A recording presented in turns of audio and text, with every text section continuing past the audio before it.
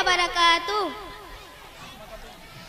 الحمد لله رب العالمين والصلاة والسلام على رسول الله وعلى آله وأصحابه أجمعين ومن اتبعهم بإحسان إلى يوم الدين. أما بعد فأعوذ بالله من الشيطان الرجيم. بسم الله الرحمن الرحيم. حافظوا على الصلاة والصلاة الوسطى وقوموا لله قانتين. নামাজ পড়ো, নামাজ ধরো, নামাজ পড়ো, নামাজ ধরো, মুমিন মুসলমান খুশু খুজুর শিক্ষা নিয়ে থাকো অনির্বাণ।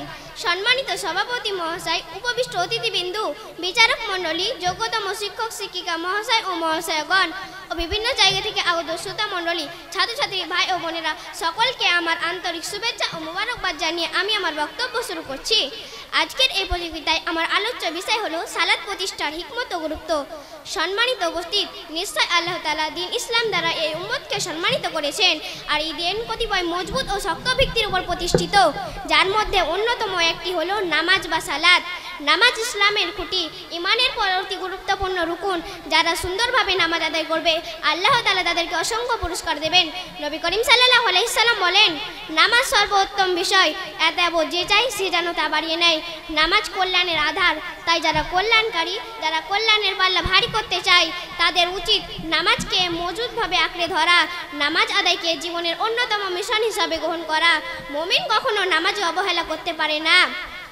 তাই আল্লাহ তাআলা পবিত্র কোরআনে বলেন, সূরা বাকারা আয়াত নম্বর 238, হাফিজু আলাস সালাতি ওয়াস সালাতিল উসতা ওয়া কুমু লিল্লাহি কানিতিন।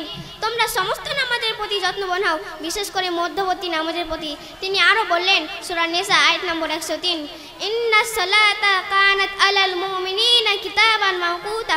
অর্থাৎ নিশ্চয় নামাজ মুমিনের ওপর নির্দিষ্ট সময়েই ফরজ করা হয়েছে। প্রিয় শ্রোতা মণ্ডলী, নামাজ প্রথম ইবাদত যা বান্দার প্রতি আল্লাহ তাআলা ফরজ করেছেন। কিয়ামতের ময়দানে নামাজের ব্যাপারে সর্বপ্রথম হিসাব নেওয়া হবে। রাসূল সাল্লাল্লাহু আলাইহি সাল্লাম ইন্তিকাল করার সময় উম্মতকে যে সর্বশেষ ওসিয়ত করে গেছেন তা হলো নামাজ। এত তাই মানুষের ইবাদত উপাসনার তালিকা থেকে সর্বশেষ বিলুপ্ত হবে নামাজ, আর নামাজ বিলুপ্ত হলে দিন চর্চায় আরও কিছু থাকবে না। প্রিয় শ্রোতা মণ্ডলী, নামাজ এমন একটি ইবাদত যা সপ্তম আকাশে জিবরাইল আলাইহিস সালাম এর মাধ্যম ছাড়াই সরাসরি ফরজ করা হয়েছে। নামাজ আল্লাহর পক্ষ থেকে নামাজ মানুষকে অন্যায় ও পাপ কাজ থেকে দূরে রাখে।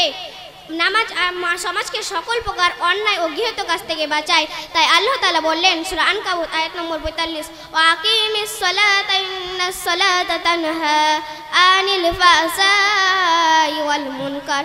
অর্থাৎ তোমরা নামাজ প্রতিষ্ঠা করো, নিশ্চয় নামাজ মুমিনকে অন্যায় ও অশ্লীল অপকর্ম থেকে বিরত রাখে।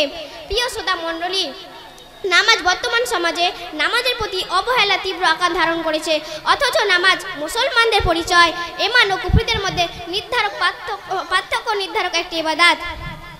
ইহা রাসূল সাল্লাল্লাহু আলাইহি সাল্লাম মুসলিম শরীফে বললেন, বাইনাল আবদি ওয়া বাইনাল কুফরি তারকুস সালাহ।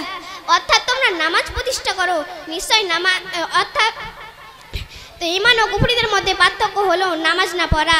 অন্য হাদিসে রাসূল সাল্লাল্লাহু আলাইহি সাল্লাম বললেন, আমাদের ও তোমাদের মধ্যে যে অঙ্গীকার তা হলো নামাজ। এতএব যে ব্যক্তি নামাজ পরিত্যাগ করলো সে কুফরি করলো। প্রিয় শ্রোতা মণ্ডলী, নামাজ এমন একটি ইবাদত, নামাজ আল্লাহর পক্ষ থেকে ফরজ করে দেওয়া অতি গুরুত্বপূর্ণ ইবাদত। তাই নিজেরা নামাজ পড়ার সাথে সাথে পরিবারের সকল লোকদেরকে নামাজ পড়ার তাগিদ দিতে হবে। কেননা আল্লাহ তাআলা বললেন, সূরা তাহরিম আয়াত নম্বর 6, ইয়া আইয়ুহাল্লাযীনা আমানু কু আনফুসাকুম ওয়া আহলিকুম নার। অর্থাৎ হে মুমিনগণ, তুমি নিজ এবং তোমার পরিবারের সকল লোকদেরকে আগুন থেকে বাঁচাও। তিনি আরো বললেন, সূরা তাহা আয়াত নম্বর 132, ওয়ামুর আহলাকা বিস-সালাতি ওয়াসতাবিরিন আলাইহা। অর্থাৎ তুমি তোমার পরিবারের সকল লোকদেরকে নামাজ পড়ার আদেশ দাও এবং নিজে এতে অবিচল থাকো। অন্য হাদিসে বর্ণিত রাসূল সাল্লাল্লাহু আলাইহি সাল্লাম বললেন, তোমাদের সন্তানদের বয়স যখন 7 বছরে উপনীত হবে তাদেরকে নামাজ পড়ার আদেশ দাও, এবং তাদের বয়স 10 বছর উপনীত হলেও তবুও তারা যদি নামাজ না পড়ে তাদেরকে নামাজ পড়ার প্রহার করো। আল্লাহ তাআলা আমাদের সকলকে নামাজি হওয়ার তৌফিক দিন। আমিন। আসসালামু আলাইকুম। মাশাআল্লাহ।